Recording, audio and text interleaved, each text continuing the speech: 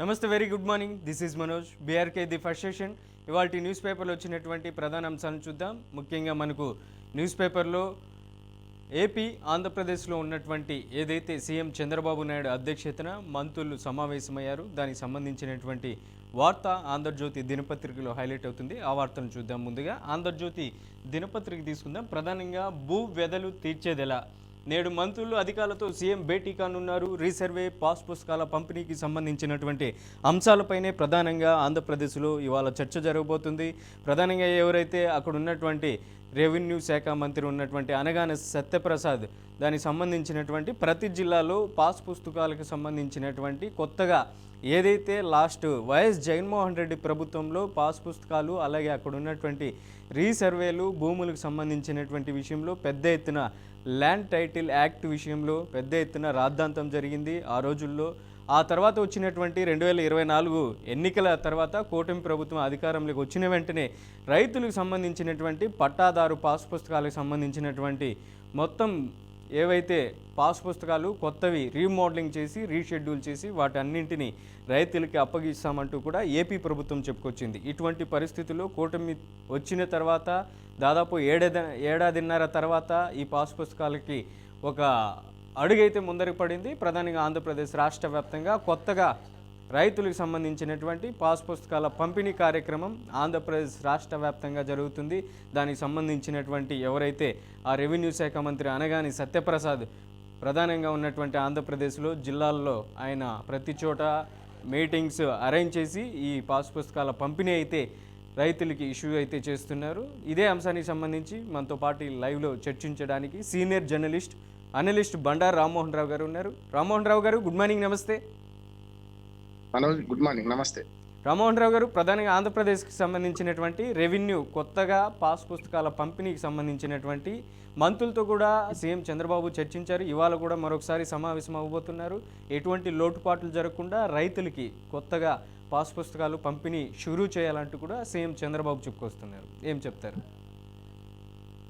మనోజ్, మీకు అట్లాగే BRK news ప్రేక్షకులు నమస్కారం, శుభోదయం. ల్యాండ్ టైటిలింగ్ యాక్ట్ అనేది కేంద్ర ప్రభుత్వం తయారు చేసింది 2002లో. అది మనకు ఆమోదించబడ్డది. కేంద్ర ప్రభుత్వమే మొట్టమొదటిసారి ఈ యాక్ట్ ని ప్రవేశపెడితే దాన్ని మొట్టమొదటిసారిగా మన ఆంధ్రప్రదేశ్ ఆకారాదిలో ఆంధ్రప్రదేశ్ మొట్టమొదటి కనుక జగన్మోహన్ రెడ్డి గారి హయాంలో ఇది ప్రారంభించబడ్డది. అందులో 2 అవకతవకలు జరిగినాయి. ఒకటేమో జగన్మోహన్ రెడ్డి గారి ఫోటోను పాస్బుక్ల మీద ముద్రించడం, రెండోది ఏమో హద్దురాల మీద కూడా జగన్మోహన్ రెడ్డి గారి ఫోటో వేసుకోవడం. ఇది జరిగింది గతంలో. ఇది సరైనది కాదని మేము అన్నాం. అట్లాగే దాని మీద, ఆ పథకం మీద, ఆ యాక్ట్ మీద చాలా మన ఏమంటారు అపోహలు, అపనమ్మకాలు సృష్టించింది అప్పటి ప్రతిపక్షమైన తెలుగుదేశం. ఆనాడు మొత్తం జగన్మోహన్ రెడ్డి భూమిని సంఘాన్ని పెట్టుకొని పోతారు, పెట్టుకొని పోతారని రకరకాల అన్నారు. అది సరైనది కాదు. యాక్చువల్ యాక్ట్ అమలు చేయడం సరిగ్గా మొదలు పెడితే బాగుండేది. అందులో తప్ప మిగతావి బాగున్నాయి. ఇప్పుడు నిన్నగా మొన్న మన ఆంధ్రప్రదేశ్ ముఖ్యమంత్రి చంద్రబాబు నాయుడు గారు 900 మందికి పాస్బుక్లు బయోగత్మకంగా పంపిణీ చేశారు. అందులో కలెక్టర్లను కూడా మందలించారు. స్పష్టంగా వీళ్ళకి ఎలాంటి రిమార్క్స్ లేకుండా ఇవ్వాల్సిన అవసరం ఉందని. దానిలో భాగంగానే ఇవాళ కేబినెట్ అట్లాగే ముఖ్యంగా రెవెన్యూ మంత్రితో అనగానే సత్యప్రసాద్ గారితో సమావేశం అవుతున్నారు. ఈ సమావేశంలో ఇట్లాంటి చిన్న చిన్న పొరపాట్లు ఏం జరగకుండా ఉండే విధంగా చర్చిస్తున్నారు. ఏదైనా సరే బ్రిటిష్ వాళ్ళ హయాం తర్వాత ఇప్పటి వరకు మన ఉమ్మడి ఆంధ్రప్రదేశ్ లో నిజాం, తెలంగాణలో నిజాం ప్రాంతంలో నిజాం వారు చేసిందే రీసర్వే పాతది. మళ్ళీ బ్రిటిష్ వాళ్ళు ఉమ్మడి మద్రాసు రాష్ట్రంలో చేసిన సర్వేని పాతది. కనుక కొత్తగా సర్వే చేయడం వల్ల కొన్ని సమస్యలు వచ్చినాయి. కానీ ఆ సమస్యలు పరిష్కరిస్తూ, సంధికారణ సమస్యలు పరిష్కరిస్తూ ఇప్పటికి ఒక లెక్కకు వచ్చింది. కనుక ఈ భూమి సమగ్ర సర్వేతో పాటు పాస్బుక్ల పంపిణీ కూడా జరుగుతుంది. దానివల్ల ఆ రైతులకు చాలా మేలు జరుగుతుంది. ఇందులో ఆ పొరపాట్లు కూడా సవరించి ఇచ్చే ప్రయత్నం చేస్తున్నారు. ఈ వాటి సమావేశం దీనిలో ఇప్పటిదాకా క్షేత్రస్థాయిలో జరుగుతున్న పొరపాట్లు ఏమిటి, వాటిని ఎట్లా సవరించాలని మాట్లాడతారు. తర్వాత పాస్బుక్ల పంపిణీ మిగతా అంతా పూర్తవుతుంది. ఈ సంవత్సరం అంతానికల్లా రాష్ట్ర వ్యాప్తంగా మొత్తం భూమి రీసర్వే జరుగుతుంది. అట్లాగే పాస్బుక్ల పంపిణీ కూడా జరిగే అవకాశం ఉంది. మంచి పథకం. పురంగా చెప్పాలంటే కేంద్ర ప్రభుత్వం చేసిన యాక్ట్ కు మంచి రూపం అంటున్నారు. కానీ దీనిలో ఇంకొకటి చేయాల్సింది, అభివృద్ధి చెందిన దేశాల్లో ఇప్పటికే ల్యాండ్ టైటిలింగ్ యాక్ట్ తో పాటు ల్యాండ్ గ్యారంటీ యాక్ట్ ఉన్నది. అంటే ఎవరైనా ఈ పాస్బుక్ ఇచ్చిన భూమి మీద ఎవరైనా కబ్జా చేస్తే, అన్యాక్రాంతం అవుతే దాని మీద నష్టపరి చాలా అభివృద్ధి చెందిన దేశాలు భూమికి అంత గ్యారంటీ ఉన్నది. కనుక ప్రభుత్వం ఇచ్చే పాస్బుక్లకు షూరిటీ ఉండాలి, గ్యారంటీ ఉండాలంటే ల్యాండ్ గ్యారంటీ యాక్ట్ కూడా తీసుకురావాలి. ల్యాండ్ టైటిలింగ్ యాక్ట్ మాత్రమే ఉన్నది ఇప్పుడు. అది తీసుకొస్తే అద్భుతంగా ఉంటుంది. వరకు చెప్పిన ఆంధ్రప్రదేశ్ ప్రభుత్వం చేసిన గొప్ప జగన్మోహన్ మొదలుపెట్టారు. ఇవాళ దీన్ని పూర్తి చేస్తున్నారు. ప్రభుత్వాలు శాశ్వతం, పార్టీలు శాశ్వతం కాదడానికి మంచి ఉదాహరణ. భూమి సంస్కరణ విషయంలో ఎప్పుడైనా భూమి మట్టికి మనిషికి సంబంధం ఉంటది కనుక, మట్టికి మనిషికి అవినాభారతందం ఉంటుంది కనుక ఇది మంచి స్కీము. ఒక రకంగా చెప్పాలంటే భూమిలో వివాదాలు తక్కువ అయ్యే అవకాశం మాత్రం ఉంటది.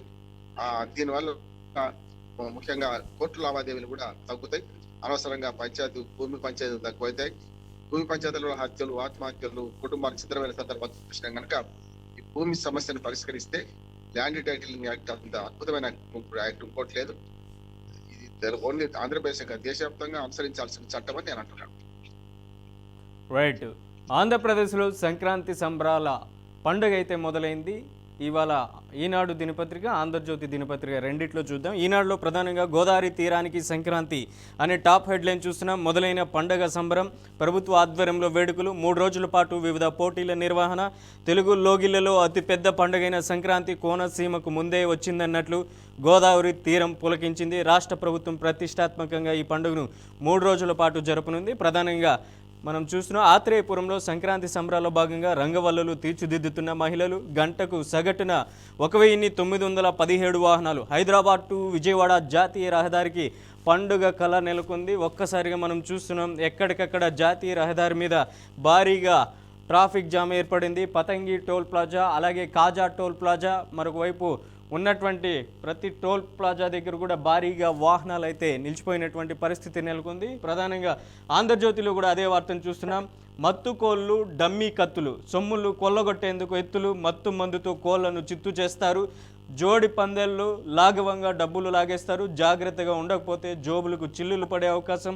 పెద్ద ఎత్తున బరులు ఇప్పటికే సిద్ధం చేశారు. కోనసీమలో తూర్పుగోదావరి, అలాగే అమలాపురం, రాజమండ్రి, కాకినాడ, భీమవరం, గాజువాక ప్రధానమైనటువంటి ఏరియాల్లో పెద్ద ఎత్తున వ్యాపారస్తులతో పాటు ఇతర రాష్ట్రాల నుంచి పెద్ద ఎత్తున సంక్రాంతి పండుగ కోడి పందాల్లో బెట్టింగ్లు వేయడానికి ఇప్పటికే అక్కడికి పెద్ద ఎత్తున కారులో చేరుకుంటున్నారు. మరొక వైపు అక్కడ ఉన్నటువంటి సిటీలో మొత్తం ఓవరాల్గా రూమ్స్, హోటల్స్ అన్నీ బుకింగ్ అయినటువంటి పరిస్థితి కూడా కనపడుతుంది. దానికి సంబంధించినటువంటి వార్త చూస్తున్నాం. కారుల, చీమల బారుల జాతీయ రహదారులపై కొనసాగుతున్న రద్దీ. హైదరాబాద్ టు బెజవాడ హైవేలు వేలాది వాహనాలు. శనివారం అర్ధరాత్రి నుంచి ఆదివారం రాత్రి 10 గంటల లోపు పతంగి టోల్ ప్లాజా దాటిన దాదాపు 6,000కు పైగా వాహనాలు. ఎలా చూడొచ్చు అంటారు ఈ వార్తని బండారు రామ్మోహన్ రావు గారు?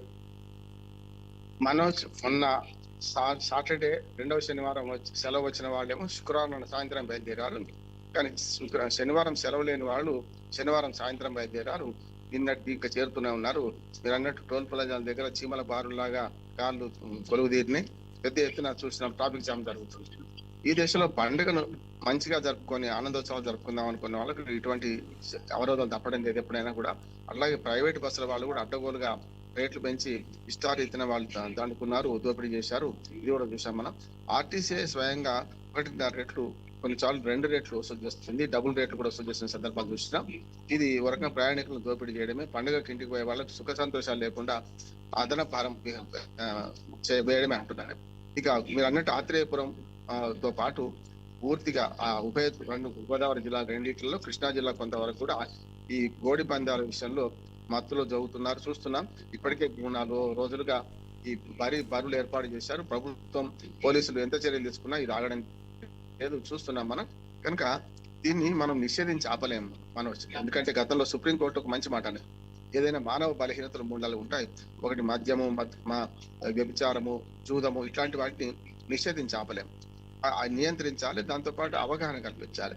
చాలా వరకు చూడండి మొత్తం ఈ కోళ్ల పందాల వీటిల్లో మీరు అన్నట్టు మోసాలు జరుగుతున్నాయి.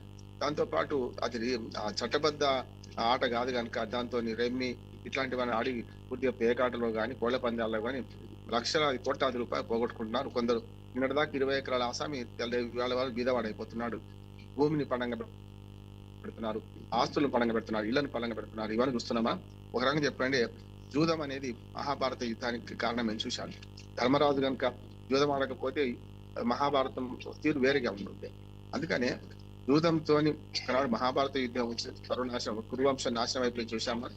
ఇప్పుడు ఈ ఎవరైతే ఈ జూదగాళ్ళు ఉన్నారో, లేకపోతే మనకు దీనికి బలైపోవాళ్ళు ఉన్నారో, చాలా సామాన్య పేద ప్రజల నుంచి చాలా పెద్ద ధనవంతుల వరకు ఉంటున్నారు, చూస్తున్నాం మనం.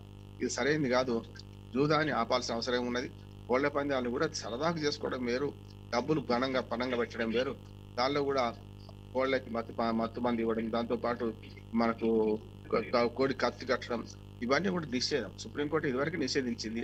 జల్లికట్టు కానీ, కోళ్ల పందాలు కానీ, ఇట్లాంటివన్నీ కూడా ఎంత నిషేధించినా ఆగడం లేదంటే సాంప్రదాయంగా జరుపుకుంటాం అనుకుంటుంటే, సాక్షాత్తు మంత్రులు ఎమ్మెల్యేగా దీనికి హాజరవుతున్నప్పుడు ఎవరు ఆపాలి? చట్టాలు చేసే చట్టసభ సభ్యులే దీనికి మా ఊతమిస్తూ సాంప్రదాయం పేరు మీద వాళ్ళు ప్రజలను ప్రోత్సహిస్తున్నారు. ఒక రకంగా చెప్పాలంటే ప్రజలు కూడా ఆలోచన చేయాలి. ఎవరైతే జూదం ఆడుతున్నారో వాళ్ళు ఆలోచన చేయాలి. సరైనది కాదు. అనవసరంగా ఆస్తులు పోగొట్టుకోకండి, ఆత్మహత్య చేసుకోకండి, ఇట్లాంటి దానివల్ల మీరే నష్టపోతారని చెప్పి అవగాహన కల్పిస్తున్నారు. అయినా సరే ఇంకా ఎక్కడిక్కడ నడుస్తున్నాయి రహస్యంగా. కొన్ని చోట్ల అయితే అందరికీ తెలుసు, రహస్యం బహిరంగ రహస్యం. కానీ వీళ్ళ వాళ్ళు మామిడి తోటల్లో లేకుంటే పెద్ద పెద్ద తోటల్లో ఊరు దూరంగా ఆడే ప్రయత్నం చేస్తున్నారు. అందరికీ తెలిసిన విషయమే, ఇవాళ ఎవరు పట్టించుకోవడం లేదంటే కోర్టు తీర్పులు మాత్రం ఇటువంటి ఆపలేవు. ఒకనాడు జల్లికట్టు కానీ ఇవాళ దీన్ని కానీ ఆపలేని పరిస్థితి ఉంది. కనుక చూద్దాం ఏం జరుగుతుందో. మొత్తం మీద ప్రతిసారి నిషేధం అంటున్నా, ప్రతిసారి జరిగేది జరుగుతుంది. నా ఉద్దేశం లిక్కర్ని కదా ఎట్లా చట్టబద్ధం చేసిందో దీన్ని కూడా చట్టబద్ధం చేస్తే కొంత మోసాలు తగ్గే అవకాశం ఉంటుంది నాకు అనిపిస్తుంది. ఎందుకంటే ఎట్లా ఆపలేమన్నప్పుడు ఆపడం కంటే దీన్ని కొనసాగించి లిక్కర్లో ఎట్లా ఆదాయం వస్తుందో అట్లాగే మరి దాని జూదం మాత్రం, పందాలు మాత్రం ఎక్కువ పెట్టకుండా చూడాల్సిన అవసరం ఉంది. దానికి పందెం కాకుండా మామూలుగా సాంప్రదాయబద్ధంగా దానికి అనుమతిస్తే మంచిదని నేను అనుకుంటున్నాను. రైట్. నెక్స్ట్ మరో వార్తను చూస్తున్నాం. కొత్త ఏడాది నెల్లూరు శ్రీహరికోట నుంచి పిఎస్ఎల్వి C-62 రాకెట్ ప్రయోగం ఇవాళ ప్రారంభించబోతున్నారు. ప్రధానంగా బాహుబలి రాకెట్ ప్రయోగంతో గత ఏడాదికి ఘనంగా వీడ్కోలు పలికిన ఇస్రో కొత్త సంవత్సరం విజయంతో బోని కొట్టేందుకు రెడీ అయింది. పిఎస్ఎల్వి C-62 రాకెట్ ద్వారా భూపరిశీలన ఉపగ్రహం EOS-N1 ఉపగ్రహాన్ని రోదర్శిలోకి పంపేందుకు సర్వం సిద్ధం చేసింది. ఇప్పటికే తిరుపతి జిల్లా సతీష్ సావంత్ స్పేస్ సెంటర్ షార్ నుంచి సోమవారం ఉదయం 10:18 ఎగ్జాక్ట్లీ 10:18 కౌంట్డౌన్ స్టార్ట్ అవనుంది. ప్రధానంగా దానికి సంబంధించినటువంటి వార్తను కూడా మనం చూస్తున్నాం. ఏదైతే 10:30 కౌంట్డౌన్ ఆదివారం ఉదయం 11:45 మొదలైంది. కౌంట్డౌన్ పూర్తవగానే షార్లోని మొదటి ప్రయోగ వేదిక నుంచి రాకెట్ నింగిలోకి దూసుకెళ్లనుంది. ఈ రాకెట్ ద్వారా 1485 కిలోలు బరువున్న EOS-N1 ఉపగ్రహంతో పాటు స్వదేశీ విదేశాలకు చెందిన మరో 15 బుల్లి ఉపగ్రహాలు కూడా కక్షలోకి ప్రవేశపెట్టబోతున్నారు. ఎలా చూడొచ్చు అంటారు ఈ వార్తని? శాస్త్ర సాంకేతిక రంగాల్లో భారతదేశం అద్భుతంగా రాణిస్తూ మన అంతరిక్షంలోకి ఎగురుతుంటే రాజకీయాలు మాత్రం అధపదాలను దిగజారుతున్నాయి, చూస్తున్నాం. ఆంధ్రప్రదేశ్ లో రాజకీయాలు, తెలంగాణ రాజకీయాలు, తెలుగు రాష్ట్రాలుగా దేశ రాజకీయాలు కూడా చూస్తున్నాం. ధ్వంసుంటా అనడం, రాజకీయ నాయకులు కొట్టుకోవడం, తిట్టుకోవడం, రకరకాలుగా బూతు పదాలు మాట్లాడుకోవడం చూస్తున్నాం మనం. కనుక ఇది కదా మనం మాట్లాడుతుంది. ఎందుకంటే ఇవాళ అంతరిక్షంలో అద్భుతాలు సాధిస్తున్నాం. శ్రీహరికోట సాక్షిగా ఇవాళ ఇప్పటికే చాలా ఉపగ్రహాలు ఇచ్చిన శక్తి ఉన్నది మనకు. మన క్యాబులు కదా, ఓలా క్యాబులు లేకుంటే ఇట్లా మనం ఎట్లా చేసుకుంటున్నాం, అట్లా విదేశీ నుంచి చాలా మంది ఈ మన చాలా అభివృద్ధి చెందిన దేశాలు కూడా మన శ్రీహరికోట నుంచి వాళ్ళ ఉపగ్రహాన్ని విడుచుకునే ప్రయత్నం చేస్తున్నారు. ఎందుకంటే అక్కడ ఇదే ఉపగ్రహాన్ని వాళ్ళు విడవాలంటే, అంతరిక్షంలో ప్రవేశపెట్టాలంటే దీనికి మన దగ్గర ఖర్చు అయింది కనుక 4 రెట్లు ఎక్కువ. కనుక వాళ్ళు ఏం చేస్తున్నారు, చవకలో మన శాస్త్రవేత్తలు అందిస్తున్నారు, సేవలు అందించడమే కాదు, దానికి తగిన ప్రతిఫలం కూడా వేరే దేశాల కంటే మన దేశం తప్పుతుంది. కనుక అది కూడా ఇవాళ కలిసి వస్తున్నది. మనమైతే కమర్షియల్ ఉపగ్రహాలను కూడా ప్రయత్నిస్తున్నాం, అంతరిక్షంలో విజయాలు సాధిస్తున్నాం. మనం దేశంలో కూడా సామాజిక విజయాలు, ఆర్థిక విజయాలు సాధించాల్సిన అవసరం ఉంది. కానీ మన సైంటిస్టులు ఒక త్యాగం చేస్తూ, తక్కువ జీతాలతో పనిచేస్తూ, అద్భుతమైన తమ మేధస్సును వికసింపజేస్తూ ఈ ఉపగ్రహాన్ని విడిచే క్రమంలో సేవ చేస్తున్నారు. వాళ్ళకందరికీ అభినందన తెలియజేయాలి. ఈ ఉపగ్రహం కూడా సక్సెస్ కావాలని మనం అందరం కోరుకుందాం. అతి త్వరలో ఆ వార్త కూడా వింటాం, శుభవార్త వింటాం మనం. రైట్. నెక్స్ట్ తిరుమలకు సంబంధించినటువంటి మరో వార్తను చూస్తున్నాం. తిరుమల కలియుగ వెంకటేశ్వర స్వామి దైవంలో ప్రధానంగా ఉద్యోగులు, అర్చకులకు మెమోలు జారీ చేశారు. దుర్గగుడిలో ప్రధానంగా ఉన్నటువంటి అపచార ఘటన, స్టోర్ పూజల విభాగంపై కూడా చర్యలు తీసుకోనున్నారు. ప్రధానంగా మనం చూస్తున్నాం, అర్చకుడు అంతర్గత బదిలీ వ్యవహారం, అభిషేకాల్లో ఆవు పాలు వాడాలని ఈవో ఆదేశం, దుర్గగుడిలో శ్రీచక్ర నవవారచనలు అభిషేకానికి వినియోగించే ఆవు పాలలో పురుగులు కనిపించిన ఘటనపై ఇటు ఈవో వి వికే సిననాయ నాయక్ సీరియస్ అయ్యారు. ప్రధానంగా దానికి సంబంధించినటువంటి వార్తను చూస్తున్నాం. ఇటు తిరుమల తిరుపతి దేవస్థానం తరపున అక్కడ ఉన్నటువంటి చైర్మన్ కూడా ఒకంత ఆశ్చర్యానికి గురయ్యారు. తిరుమలలో జరుగుతున్నటువంటి వివాదాలను మీరు చూస్తున్నారు కదా, మరి దుర్గగుడిలో ఎలా రిపీట్ చేస్తారంటూ ఈ వివాదాన్ని కూడా ఒకంత ఆగ్రహం వ్యక్తం చేస్తున్నాడు. ఆయన కూడా దుర్గగుడిలో ఇన్వాల్వ్ అయినట్టున్నారు. టీటీడీ చైర్మన్ కూడా ఎలా చూడొచ్చు అంటారు ఈ వార్తని? తిరుమల తిరుపతి దేవస్థానం విషయంలో మాత్రం భక్తుల మనోభావాలు దెబ్బతీసే ఒక్కటి రెండు కాదు, ఇప్పుడు ఇది కొత్తది. మళ్ళీ నిన్నగాక మొన్న మద్యం బాటిళ్లు మన పైన తిరుమలలో కనిపించడం, దానికి పెద్ద కుట్రపని కోటి అనేవాడు ఆ మద్యంలు తానే వేసి అందరికి సేకరించి చూపించిన సందర్భాలు సీసీ కెమెరా ద్వారా పట్టుబడి. అంటే ఒక రకంగా చెప్పండి, ప్రతిపక్షం అది వైసీపీ అధికారం కోల్పోయిన తర్వాత తిరుమలలో ఈ రకరకాల ఇట్లాంటి జరుగుతున్నాయని నిరూపించే ప్రయత్నం చేస్తున్నారని నాకు అనిపిస్తుంది. ఎందుకంటే తిరుమల తిరుపతి దేవస్థానం రాజకీయాలకు అతీతంగా ఏం లేదు, పూర్తిగా రాజకీయాలు మిళితమైనాయి. ఇవాళ చూస్తుంటే కొత్త పాలక వర్గం వచ్చినాక పాత పాలక వర్గం నేతలు వీళ్ళందరూ కూడా కావాలని ఇట్లాంటివి సృష్టిస్తున్నారనే మాట కూడా వస్తున్నది చూస్తున్నాం మనం. అంతకుముందు గోవుల వాదం గురించి, గోవులు చనిపోవడం గురించి, అంతకుముందు నెయ్యి కల్తీ గురించి, అంటే నెయ్యి కల్తీ గురించి మొదలైన ఈ ఎపిసోడ్ పూర్తి స్థాయిలో ఇవాళ ఒక్కటే వెనుక ఒకటి, అంటే తిరుమల పవిత్ర నిబంధిస్తూ ఆఖరికి పాలల్లో కూడా ఈ పురుగులు వచ్చినాయి. కానీ టెట్రా ప్యాకులు అనుమతించకుండా నిజమైన దేశీయ ఆవుల నుంచి పాలు సేకరిస్తే బాగుండేది. అది కాకుండా టెట్రా ప్యాకులు కూడా మరి దాని డేట్ అయిపోయిందని చూడకుండా పురుగులు లోపలికి వచ్చినాయంటే దాన్ని బట్టి అర్థం చేసుకోవచ్చు. ఏదైతే ఈ మొత్తం తిరుమల తిరుపతి దేవస్థానాన్ని బదనం చేసి ఏదో రకంగా వార్తలోకి ఎక్కే ప్రయత్నం కొందరు చేస్తున్నారు. అటువంటి సంఘ విద్రోహ శక్తులను పట్టుకోవాలి. ప్రభుత్వం చేయాల్సింది ఏంటంటే ఇప్పుడు ఒకరి మీద ఒకరు మొన్నటి దాకా వైసీపీ అధికారంలో 2024 దాకా 2025 20 నెలలు అయింది కొత్త ప్రభుత్వం వచ్చి. కొత్త ప్రభుత్వం వచ్చినప్పటి నుంచి కూడా పాత జగన్మోహన్ రెడ్డి ప్రభుత్వాన్ని బదనాలు చేద్దామని వీళ్ళు నెయ్యి కల్తీ వివాదం ముందు తీసుకొచ్చారు. అంతకుముందు మనకు మన వైఎస్ జగన్మోహన్ రెడ్డి హయాంలో లిక్కర్ కుప్పపడం జరిగింది. ఇప్పుడు ఏం వరుసగా చూస్తుంటే మనకు లడ్డూ కల్తీ నుంచి మొదలుకొని నెయ్యి కల్తీ నుంచి మొదలుకొని భక్తుల మనోభావాలు దెబ్బతింటున్నాయి. వాళ్ళ రాజకీయం కోసం నేను రెండు పార్టీలకు విజ్ఞప్తి చేస్తున్నా, కూటమి ప్రభుత్వానికి ఇటు ప్రతిపక్ష వైసీపీకి అనవసరంగా దేవుడితో ఆటలాడుకోకండి. దేవుడు తర్వాత శిక్షిస్తున్న తర్వాత సంగతి, కానీ దీనివల్ల మాత్రం లడ్డూ నుంచి మొదలుకొని ప్రతిదీ కూడా ఇవాళ వివాదాస్పదం అయిపోయింది. నియామకాల నుంచి మెమోలు జారీ చేస్తున్నారు. పరకామణి కేసు ఇంకా నడుస్తూనే ఉంది. పరకామణి కేసులో హత్యలు జరుగుతున్నాయి, ఆత్మహత్యలు జరుగుతున్నాయి.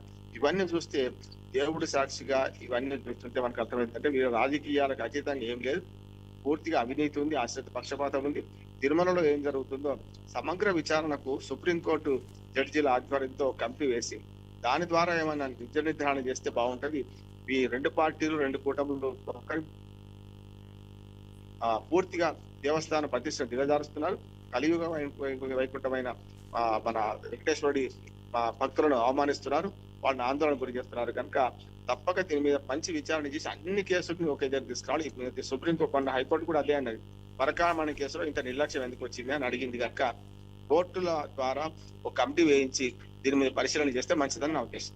రైట్, ఒక చిన్న బ్రేక్ తీసుకొని మళ్ళీ నేను మీ దగ్గరకు వస్తాను. బండారు రామ్మోహన్ రావు గారు, the first session short break తీసుకుందాం. చూస్తూనే ఉండండి బీఆర్కే న్యూస్.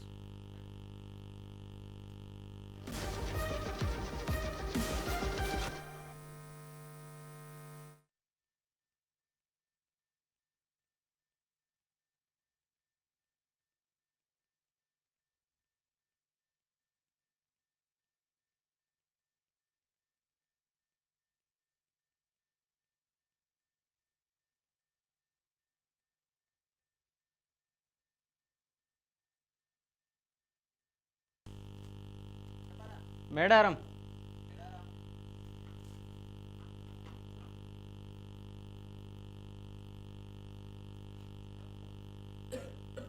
జోరుగా ఉంటుంది మేడారం ఈసారి. అందరూ వెళ్ళాలంట.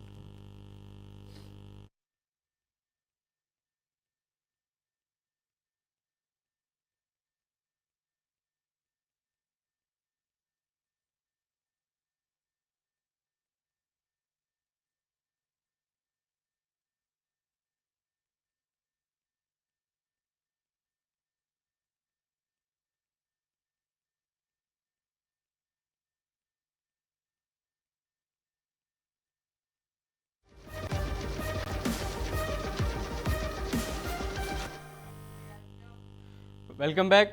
ఇక ఆంధ్రప్రదేశ్కి సంబంధించినటువంటి వార్తలు పూర్తయ్యాయి. తెలంగాణ దినపత్రిక తీసుకుందాం. తెలంగాణ దినపత్రికలో కూడా ఈనాడు పేపర్లో ప్రధానంగా ఒక టాపిక్ హైలైట్ అవుతుంది. మేడారం మహాజాతరకు ఏర్పాట్లు పూర్తయ్యాయి. ప్రధానంగా అక్కడ ఇప్పటికే మంత్రులు కూడా పెద్ద ఎత్తున సమావేశాలు నిర్వహిస్తున్నారు. ఏదైతే తెలంగాణ డిప్యూటీ సీఎం బట్టి విక్రమార్క, అలాగే అక్కడ ఉన్నటువంటి సీతక్క, మరొకవైపు కొండా సురేఖ కూడా మేడారం మహాజాతర పనులను ఎప్పటికప్పుడు వీక్షిస్తున్నటువంటి పరిస్థితి మనం చూస్తున్నాం. వనదేవతల వైభవాన్ని ప్రపంచానికి చాటుదాం. డిప్యూటీ సీఎం బట్టి విక్రమార్క ములుగు జిల్లా తాడ్వాయి మండలం మేడారంలో మహాజాతరను విజయవంతంగా నిర్వహించి వనదేవతలు సమ్మక్క సారలమ్మల వైభవాన్ని ప్రపంచానికి చాటి చెప్పాలనేసి కూడా డిప్యూటీ సీఎం బట్టి విక్రమార్క పేర్కొన్నారు. ఈ నెల 28 నుంచి 31వ తేదీ వరకు 4 రోజుల పాటు ఉత్సవాల ఏర్పాట్లు, గద్దెల పునర్నిర్మాణ పనులను పర్యవేక్షించేందుకు ఆదివారం రెవెన్యూ శాఖ మంత్రి పొంగులేటి శ్రీనివాసరెడ్డితో పాటు మంత్రి సీతక్క, అలాగే కొండా సురేఖ, డిప్యూటీ సీఎం బట్టి విక్రమార్క, ఎమ్మెల్యే పాయం వెంకటేశ్వర్లు కూడా అక్కడికి చేరుకున్నారు. ప్రధానంగా అక్కడ చూస్తున్నాం గద్దెల దగ్గర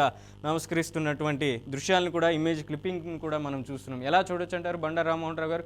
4 రోజుల పాటు ఈ మేడారం మహాజాతరకు, ఆసియాలోని అతిపెద్ద జాతర అయినటువంటి మేడారం మహాజాతరకి, కుంభమేళాకి పెద్ద ఎత్తున ఇప్పటికే ప్రజలు వస్తారనేసి కూడా ఇట్లు బస్సు ఏర్పాట్లు, పార్కింగ్ ప్లేస్లు, తదితర నీటి సౌకర్యం, ఎటువంటి ఇబ్బందులు కలగకుండా అన్ని ఏర్పాట్లు చేయాలనేసి కూడా డిప్యూటీ సీఎం కూడా వెళ్ళినట్లు మనం చూస్తున్నాం. ఏం చెప్తారు ఈ వార్తకు సంబంధించి? ప్రపంచంలోనే, ఆసియాలో కాదు ప్రపంచంలోనే అతి పెద్ద గిరిజన జాతర ఇది. ఇప్పటికి దానికి యాక్చువల్ జాతీయ పండుగగా ఇప్పుడు గుర్తింపు ఇవ్వాల్సి ఉండే కిషన్ రెడ్డి గారు కూడా హామీ ఇచ్చారు. కేంద్ర ప్రభుత్వం హామీ ఇచ్చి కాలేదు ఇంకా. అయినా సరే ఇవాళ 4-5 రాష్ట్రాల నుంచి మనకు మహారాష్ట్ర, ఛత్తీస్గఢ్, ఒరిస్సా, తెలంగాణ, ఆంధ్రప్రదేశ్, ఈ 5 రాష్ట్రాల ప్రజలు ఇక్కడికి వస్తారు. వీళ్ళు కాకుండా కూడా ఇతర రాష్ట్రాల ప్రజలు, ముఖ్యంగా మధ్యప్రదేశ్, అట్లాగే జార్ఖండ్, ఆ రాష్ట్రాల నుంచి కూడా వస్తారు. అతిపెద్ద గిరిజన జాతర ఇది. ప్రతి 2 ఏళ్లకు ఒకసారి జరుగుతుంది. అంటే ఒక సంవత్సరం పెద్ద జాతర, ఒక సంవత్సరం చిన్న జాతర జరుగుతుంది. ఈ పెద్ద జాతరలో ముఖ్యంగా రెండో సంవత్సరం 28 జనవరి నుంచి 31 జనవరి దాకా జరిగే 4 రోజుల జాతర పెద్దది. కానీ చాలా మంది అప్పుడు రష్ ఎక్కువ ఉంటుందని చెప్పి ఇప్పటికే గత 15 రోజులుగా పోతూనే ఉన్నారు. గిరిజన శాఖ డిప్యూటీ డైరెక్టర్ నా మిత్రులు యావనపల్లి సత్యనారాయణ, చరిత్రకారుడు, వారితో నేను రోజు సంప్రదిస్తూనే ఉన్నాను. అక్కడ ఏర్పాట్ల గురించి ఎప్పటికప్పుడు నేను తెలుసుకుంటూనే ఉన్నాను. ఒక రకంగా చెప్పాలంటే ఇప్పుడు ఇంకొక ప్రత్యేకత ఏముంది మనోజ్ అక్కడ అంటే, ఈ గిరిజన జాతరకు ఇప్పటిదాకా 100 సంవత్సరాల క్రితం నిర్మించిన గద్దెలు ఏవైతున్నాయో అవి చాలా ఇరుగ్గా ఉండడం, దర్శనానికి అనుకూలంగా లేకపోవడం, ఒకేసారి రష్ ఎక్కువ అయితే ఇబ్బంది పడ్డం, భక్తులు తొక్కిసలాడకు గురయ్యారు. ఇంతవరకు అది జరగలేదు, కానీ జరిగే అవకాశం ఉందని చెప్పి కొన్ని ఏర్పాట్లు చేశారు వాళ్ళు. దానిలో ప్రధానంగా ఏంటంటే ఈ కొత్తగా గద్దెలు నిర్మించారు. ఇప్పుడు ఏం చేశారంటే విశాలమైన ప్రాంగణాన్ని తీసుకొని గిరిజన సాంప్రదాయాలకు ఎలాంటి భంగం కలగకుండా, మొన్న గిరిజన శాఖ మంత్రి సీతక్క గారు అదే చెప్పారు. నేను స్వతహా హేతువాదిని, నా వినయం వేరే ఉండే, కానీ మా పూర్వీకుల నుంచి మొదలు పెడితే మా ఇంట్లో సమ్మక్క సారక్క మాకు చాలా పెద్ద మన దేవతలు వాళ్ళు. మా కుటుంబంలో మొదటి నుంచి కూడా పుట్టెంటికల నుంచి ముందు పెడితే అన్నిటికీ అక్కడే, ప్రతి పుట్టినప్పటి నుంచి అన్నప్రసాదం నుంచి పెడితే అక్కడే చేసుకునే వాళ్ళం. కనుక ఇవాళ నేను గౌరవిస్తాను ఆ దేవతలను. దాని ప్రకారం పూర్తి స్థాయిలో ఈ భద్రత కల్పించి ఏర్పాట్లు చేస్తున్నామని చెప్పి మన గట్టి విక్రమ గారు కూడా అన్నారు. రేపు ఎల్లుండి పెద్ద ఎత్తున మరి నిర్మాణాలకు పరిశీలించడానికి మిగతా వాళ్ళు వస్తున్నారు. చూద్దాం ఏం జరుగుతుందో. మొత్తం మీద జాతర సక్రమంగా జరగాలని కోరుకుందాం. రైట్. నెక్స్ట్ మరో వార్తను చూస్తున్నాం. ఫిబ్రవరిలోనే పరిషత్ ఎన్నికలు, పాలక మండలు లేక నిలిచిపోయిన 550 కోట్ల కేంద్ర నిధులు, ప్రస్తుత ఆర్థిక సంవత్సరంలోనే ఎన్నికలు జరపాల్సిన పరిస్థితి, లేని పక్షంలో మురిగిపోనున్న 15వ ఆర్థిక సంఘం నిధులు, పురపోరు ముగిసిన వెంటనే పరిషత్ ఎన్నికల నిర్వహణకు ప్రభుత్వం కసరత్తు చేస్తుంది. బీసీలకు పార్టీ పరంగా 42% రిజర్వేషన్లు కేటాయించే యోచనలో తెలంగాణ కాంగ్రెస్ ప్రభుత్వం. ప్రధానంగా మనం చూస్తున్నాం సీఎం రేవంత్ రెడ్డి కూడా కీలకమైనటువంటి సూచనలు చేశారు. 10 రోజులు అరైవ్ అలైవ్ రోడ్డు ప్రమాదాలు, అలాగే నివారణకు పోలీస్ శాఖ కూడా ప్రత్యేక జాగ్రత్తలు తీసుకోవాలంటూ కూడా, అలాగే దానికి సంబంధించినటువంటి సీఎం రేవంత్ రెడ్డి కూడా సూచించినట్లు తెలుస్తుంది పోలీసు అధికారులకి. ఆ వార్తను చూస్తున్నాం. ప్రధానంగా ఈ పాలక మండలిలో, అలాగే మున్సిపాలిటీకి సంబంధించిన ఎన్నికలు, అలాగే జడ్పీటీసీ, ఎంపీటీసీ, అలాగే బీసీ రిజర్వేషన్లు క్లియర్ అయిన వెంటనే ఎన్నికలకు పోదాం అంటూ రేవంత్ రెడ్డి ఇప్పటికే గ్రీన్ సిగ్నల్ ఇచ్చినట్లు తెలుస్తుంది. మరోవైపు ప్రధానంగా ఇప్పటికి ఫిబ్రవరిలోనే ఈ మున్సిపల్ ఎన్నికల నోటిఫికేషన్, ఎన్నికలు కూడా పూర్తి అయిపోయేటువంటి పరిస్థితి తెలంగాణలో ఏర్పడింది. ఏం చెప్తారు ఈ వార్తకు సంబంధించి? మనోజ్, ఇప్పటికే 1.5 year అయిపోయింది. ఏది మండల పరిషత్, జిల్లా పరిషత్ ఎన్నికలు పూర్తి కావాల్సి ఉండి క్యూ ఉన్నది. అట్లాగే మున్సిపల్ ఎన్నికలు కూడా 1 year అయిపోయింది. పోయిన 2025 జనవరికి అయిపోయింది. ఆ సమయం. ఇప్పుడు 2026లో ఉన్నామని కనుక ఎప్పుడో ఎన్నికలు జరపాల్సిందే. మొన్నటి దాకానేమో మున్సిపల్ ఎన్నికలు జరుపుతామని చెప్పి హైప్ క్రియేట్ చేసిన ప్రభుత్వం ఇప్పుడేమో పరిషత్, జిల్లా పరిషత్ ఎన్నికలు కూడా పూర్తి చేస్తా అంటుంది. అన్ని చేయాల్సిందే అంటున్నా. కేవలం గ్రామ పంచాయతీ, సర్పంచ్, వార్డు మెంబర్ల ఎన్నిక మాత్రం పూర్తయింది. ఇప్పుడు చేయాల్సిన పని ఏంటంటే మొదలు మండల పరిషత్, జిల్లా పరిషత్ ఎన్నికలు పూర్తి చేసుకొని గ్రామీణ ప్రాంతం ఎన్నికలు కాగానే మున్సిపాలిటీ ఎన్నికలకు వస్తే బాగుంటుంది. మరి ప్రభుత్వం తిరిగేసి ఆలోచన చేస్తుందని నాకు అనిపిస్తుంది. కానీ సరే, ఏదైనా సరే ఈ 4 రకాల ఎన్నికలు, పట్టణ పోరు, పుర పోరు, అట్లాగే గ్రామీణ ప్రాంతాల్లో ఎంపీటీసీ, జెడ్పీటీసీ ఎన్నికలు కూడా పూర్తి కావాలి. స్థానిక ప్రభుత్వాలకు ఎన్నికైన ప్రజాప్రతినిధులు లేకపోవడం వల్ల మనకు 3,300 కోట్ల రూపాయలు పంచాయతీ నిధులు అయిపోయినాయి. మరొక 3,000 కోట్ల రూపాయలు ఏమో ఇప్పుడు నేను చెప్పిన మున్సిపాలిటీలకు వీళ్ళకి రావాల్సింది, అవి కూడా అయిపోయినాయి. కనుక ఎన్నికలు ఎంత త్వరగా పూర్తి చేస్తే అంత మంచిది. ఈ నెల 16వ తేదీ నాడు మనకు మున్సిపల్ ఎన్నికల ఓటర్ లిస్ట్ తయారు కాబోతుంది. అది కాగానే 18 నుంచి ఎప్పుడైనా నోటిఫికేషన్ విడుదల చేసే అవకాశం ఉందంటున్నారు. అప్పుడు ఎన్నికలు మొదలు మున్సిపాలిటీ వస్తాయా లేకపోతే మన ఎంపీటీసీ, జెడ్పీటీ వస్తాయో తేల్చాల్సిన అవసరం ఉంది. అట్లాగే 42% రిజర్వేషన్ బీసీలకు ఇస్తారన్న సంగతి ఎటు తేల్చకుండా జరిగితే ప్రభుత్వానికి చుక్కెదురవుతా నేను అనుకుంటున్నాను. రైట్, మరో వార్తను చూద్దాం. బండారు రామ్మోహన్ రావు గారు, ప్రధానంగా విభజన శక్తులను తరిమేద్దామంటూ కూడా ప్రధాని మోదీ చెప్పుకొస్తున్నారు. అక్కడ ఉన్నటువంటి సోమనాథ్ వారసత్వాన్ని తక్కువ చేసే ప్రయత్నం చేస్తున్నారు. ధనం కోసమే దురాక్రమణని బోధించారు. అవి విద్వేష దాడులన్న సంగతిని దాచిపెట్టారు. పునర్నిర్మాణంలో పటేల్ను అడ్డుకునే యత్నం. ఆలయ ప్రారంభోత్సవానికి నాటి రాష్ట్రపతి రాజేంద్ర ప్రసాద్ వస్తానంటే అభ్యంతరాలు వ్యక్తం చేశారు. సోమనాథ్ శౌర్య యాత్రలో ప్రధాని మోదీ ధ్వజమెత్తారు విపక్షాల మీద. ఎలా చూడొచ్చు అంటారు ఈ వార్తని?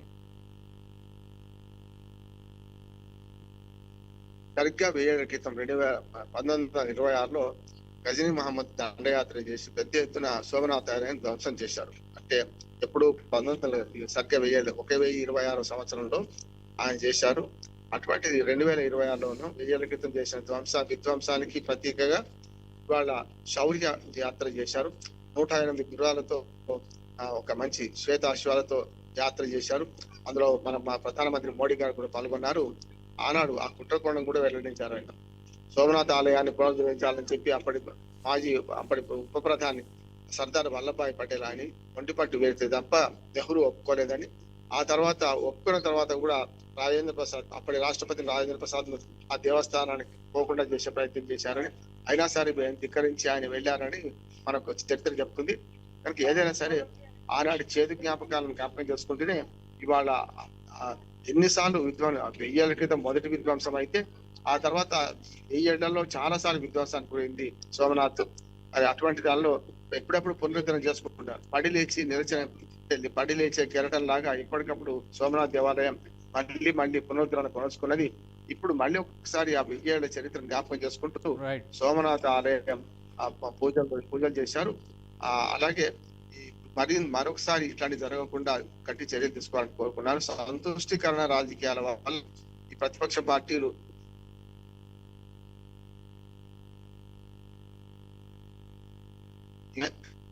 అని చెప్పి ప్రధానమంత్రి మోడీ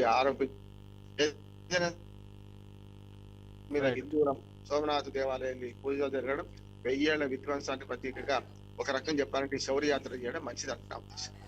రైట్, నెక్స్ట్ మరో వార్తను చూద్దాం. ఏదైతే అక్కడ ఉన్నటువంటి బయట నెలకొన్నటువంటి ఇరాన్ దేశానికి సంబంధించినటువంటి వార్త ఉంది. ఇరాన్పై దాడికి ట్రంప్ రెడీ అయ్యారు. ఇరాన్ ప్రజలకు సాయం చేస్తామని ట్వీట్. దాడి చేసే అవకాశాలపై అధికారులతో చర్చ. దాడి చేస్తే ఇజ్రాయెల్, అమెరికాలే మా లక్ష్యం. ప్రజా ఆందోళన నేపథ్యంలో పార్లమెంట్ ప్రత్యేక భేటీలో ఇరాన్ స్పీకర్ ఖలీబాఫ్ హెచ్చరికలు. దాడి ప్రధానంగా ఆయన చేసినటువంటి హెచ్చరికలు సంచలనమైనటువంటి క్రియేట్ చేసేటువంటి పరిస్థితి ఉంది. దానికి సంబంధించినటువంటి వార్త కూడా రెడీ అయింది ఒక ఆంధ్రజ్యోతి దినపత్రికలు. ఎలా చూడొచ్చు అంటారు ఈ వార్తని బండారు రామ్మోహన్ రావు గారు? ఇరాన్ మీద అతి త్వరలో అమెరికా దాడి చేయడానికి సిద్ధమైంది. ఓ రకంగా చిన్న దేశాన్ని అయితే కబళించడం, అట్లాగే మనం చూసాం కదా, మన ఆయన చూసి ఏం చేశారు, ఫిలిప్పీన్స్ ఇట్లాంటి వాటిని బెదిరిస్తున్నది. కానీ ఆమె ఇరాన్ అధ్యక్షుడు అయతుల్లా ఖొమైనీ 87 ఏళ్ల వయసులో కూడా దృఢంగా ఉంటూ మొన్న ఇజ్రాయెల్ ఇరాన్ యుద్ధంలో కూడా ఆయనను చంపేసే ప్రయత్నం చేశారు. అసలు బంకర్లకి వెళ్ళిపోయాడు అన్నారు. చివరికి అమెరికా కూడా బంకర్ల విధ్వంస దాడిని చేసినా కూడా దొరకలేదు ఆయన. అటువంటిది 87 ఏళ్ల ఈ అయతుల్లా ఖొమైనీ ప్రతిజ్ఞ చేశారు, మీరు కనుక మీరు దాడి చేసే పూనుకుంటే మొట్టమొదటి మేము ఇజ్రాయెల్ మీద దాడి చేస్తామన్నారు. చూస్తున్నాం ఒకవేళ పాకిస్తాన్ కేంద్రంగా చేసుకొని అమెరికా ఏమైనా దాడిలో పూనుకుంటుంది, ఎందుకంటే ఇజ్రాయెల్కు ఇరాన్కు చాలా దూరం ఉంది, మధ్యన దేశాలు ఉన్నాయి కనుక అట్లా కాకుండా అమెరికా స్వయంగా రణరంగంలోకి దిగుతుందా అని కూడా అనుమానపడుతున్నాం. ఏదైనా సరే చావో రేవో తేల్చుకోవడానికి ఇరాన్ సిద్ధమైంది. ఇరాన్ మీద ఇట్లాంటి దాడులు, ముఖ్యంగా అంతర్యుద్ధం సృష్టించడం, కొందరిని రెచ్చగొట్టి వాళ్ళందరినీ కూడా దేశభక్తులను వీళ్ళు అంటుంటే, అమెరికా వాళ్ళేమో దాని దేశభక్తులు అంటుంటే, లోకల్ గా ఇరాన్ పాలకులు ఏమంటారంటే ఈ దైవ ద్రోహం కింద లెక్క కడుతున్నారు. ఇప్పటికే నిన్న ఆదివారం నాడు దాదాపు 600 మంది మరణించారు, దాదాపు 1000-1500 మంది గాయపడ్డారు. చూశాం మనం. ఈ విధ్వంసం ఆగాలి, ఎక్కడ జరగాలి. ఎందుకంటే అయతుల్లా ఖొమైనీకి వ్యతిరేకంగా అప్పటి మాజీ రాజు కుమారుడు మన రెహలా ఆయన విదేశాల్లో ఉన్నాడు. ఆయనను తిరిగి రప్పించి తమకు అనుకూలమైన పాలకుల్ని ఇరాన్ లో కూర్చునిపెట్టే ప్రయత్నం అమెరికా చేస్తుంది. ఇవాళ కొత్త కాదు, గతంలో ఇరాక్ అధ్యక్షుడిని సద్దాం హుస్సేన్ కూడా ఇదే ఆరోపణల మీద రకరకాలుగా అణ్వాయుధాలు ఉన్నాయని చెప్పి, జీవాయుధాలు ఉన్నాయని చెప్పి ఆయనను చివరికి ఉరిదీసి చంపేసింది. అట్లాగే ఇప్పుడు కూడా ఆ సద్దాం హుస్సేన్ మీద ఎట్లాంటి నేరారోపణ మోపినరో అటువంటిదే ఇవాళ ఇరాన్ అధ్యక్షుడైన అయాతుల్లా ఖొమైనీ మీద మోపుతూ ఇది కూడా త్వరగా చెప్పండి ఆయనను చంపడానికి ప్రయత్నం చేస్తుంది. దీన్ని ఆ ఇరాన్ పాలకులు వ్యతిరేకిస్తున్నారు. కానీ ప్రజలు మాత్రం ఇరాన్ పాలకుల అవినీతి, అక్రమ సంపాదన, అట్లాగే మత ఛాందసవాదాన్ని రెచ్చగొట్టడం, వీటన్నిటికి వ్యతిరేకంగా ఉద్యమించారు. పాలకులు మారాలి అని చెప్పి ఉద్యమిస్తున్నారు. ఈ మధ్యన యుద్ధాలు రెండు జరుగుతున్నాయి ప్రపంచవ్యాప్తంగా చూస్తుంటే. అంతర్యుద్ధాలు కొత్త కాదు, మొదటి శ్రీలంక మొదలైంది, శ్రీలంక నుంచి బంగ్లాదేశ్, మయన్మార్, అట్లానే మనకు మైనమార్ నుంచి మొదలైంది, నేపాల్, ఇప్పుడు ఇరాన్, ఇవన్నీ అంతర్యుద్ధాలు నడుస్తున్నాయి. యుద్ధాలేమో ఉక్రెయిన్ రష్యా యుద్ధం ఇంకా ఆగడం లేదు, చూస్తున్నాం మనం. ఇవన్నీ చూస్తే మనకు అర్థమవుతుంది ఏంటంటే అమెరికా చర్యతోని ప్రపంచవ్యాప్తంగా అశాంతి మాత్రం చెలరేగుతుంది. అమెరికా తన ఆయుధ బిహారీగా మారి ఆయుధాలు అమ్మి యుద్ధంలో ఆయుధ పాఠ పరీక్షలు చేసుకుంటుంది. అమెరికా సామ్రాజ్యవాదం వ్యతిరేకంగా రష్యా, ఇండియా, చైనా లాంటి దేశాలతో పాటు నాటో కూటమి దేశాలు కూడా ఇవాళ వెలుగెత్తి చాటుతున్నాయి. అంతేందుకు మనం గ్రీన్లాండ్ స్వాధీనం చేసుకుంటా అని చెప్పి అమెరికా ప్రయత్నం చేస్తున్నప్పుడు నాటో దేశాలను వ్యతిరేకించినాయి. మొన్నటికి మన నాటో దేశాలు ఒక సంయుక్త ప్రకటన చేసుకుంటూ మన దేశాలను మనమే నాశనం చేసుకుంటే నాటో కూటమికి చేరిన దేశాలకు లాభం ఏంటిది అని చెప్పి అమెరికా చర్యను దిగ్గబట్టారు. చూస్తున్నాం. కానీ అమెరికా ఆగడం లేదు. పెద్ద ఎత్తున ఈ చిన్న దేశాలను అయితే కబళించడం, పెద్ద దేశాలకు సుంకాల యుద్ధం చేయడం చూస్తున్నాం కదా. రష్యాతో పాటు మనకు భారత్, రష్యా, చైనా మీద 500% సుంకాలు విధిస్తామని చెప్పారు. ఇవన్నీ చూస్తే మనకు అర్థమవుతుంది ఏంటంటే అమెరికా తన పట్టు వీడలేదు, మొండి పట్టుతో ట్రంప్ కూడా తాను సత్యంత మందు తానే మింగుతున్నాడు, తాను ఎక్కిన కొమ్మని నరుకుంటున్నాడు.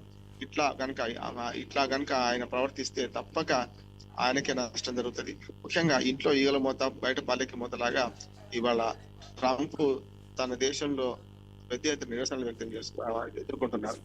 దాదాపు 50 లక్షల మంది తనకు వ్యతిరేకంగా 25 సమావేశాలు పెట్టి చేశారు. అంతేందుకు ఇంట్లో ఈగల మూత ఎందుకంటున్నారంటే న్యూయార్క్ మేయరే మనం చూసాం కదా, మందాని, ఆయన డెమోక్రాటిక్ అభ్యర్థి. దానికి ఆయనకు వ్యతిరేకంగా ట్రంపే స్వయంగా ప్రచారం చేసినా కూడా ట్రంప్ ను ఎదిరించి గెలిచాడైనా ఇప్పుడు న్యూయార్క్ నగరం లాంటి మేయరే ఇవాళ ఈ ట్రంప్ కు వ్యతిరేకంగా గెలవగలిగిండు, స్వయంగా ప్రచారం చేసినట్టు అర్థం చేసుకోవచ్చు. అమెరికా వాళ్ళ ప్రజల ప్రయోజనాలు రక్షించే చర్య కాదు ఇది. అమెరికా నాశనం చేస్తున్నాడు, తను నాశనం అవుతున్నాడు, ప్రపంచాన్ని నాశనం చేసే ప్రయత్నం చేస్తున్నాడు. కానీ మూడో ప్రపంచ యుద్ధం అయితే రాదు మనోజ్. ఎందుకంటే ఏదైనా సరే అద్దాల గదిలో ఉందాం అందరం కూడా. అద్దాల గదిలో ఉన్నవాళ్ళు మనం రాయి విసిరినా మనమే నష్టపోతాం, ఎదుటివాడు విడిచినా మన అంటే అణ్వాయుధాలు వాడడం అయితే రాదు. కానీ యుద్ధాలు పెట్టుకొని అన్ని దేశాలను అస్థిరత్వం చేసుకుంటూ ట్రంప్ చేస్తున్న ఇది ఆత్మహత్య సదృశ్యమైన భావన వచ్చింది. ఏదైనా సరే రాజు కంటే మొండివాడు బలవంతుడు అన్నట్టు ఇరాన్ లో జరుగుతున్న పరిణామాలు పాలకుల కంటే మనకు మొండివాళ్ళైన ప్రజలే బలవంతులు అవుతున్నారు. పెద్ద ఎత్తున విధ్వంసం జరుగుతుంది. అయినా సరే రోడ్ల మీద పడి తిరుగుతున్నారు, రోడ్ల మీద పడి విధ్వంసం సృష్టిస్తున్నారు.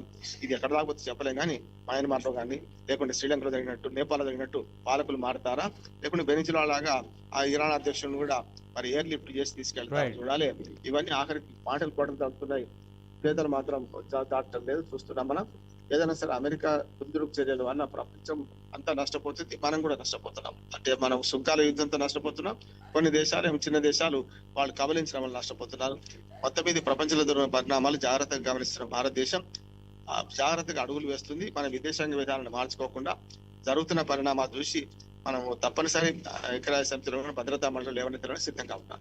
రైట్ బండారు రామ్మోహన్ గారు, ఇవాళ న్యూస్ పేపర్లో వచ్చినటువంటి ప్రధాన అంశాలపై మీ విశ్లేషణ అందించినందుకు ధన్యవాదాలు. Thank you so much. Right, ఇది ఇవాళ ది ఫస్ట్ స్టేషన్. రేపటి ఫస్ట్ స్టేషన్లో మళ్ళీ కలుద్దాం. చూస్తూనే ఉండండి బీఆర్కే న్యూస్.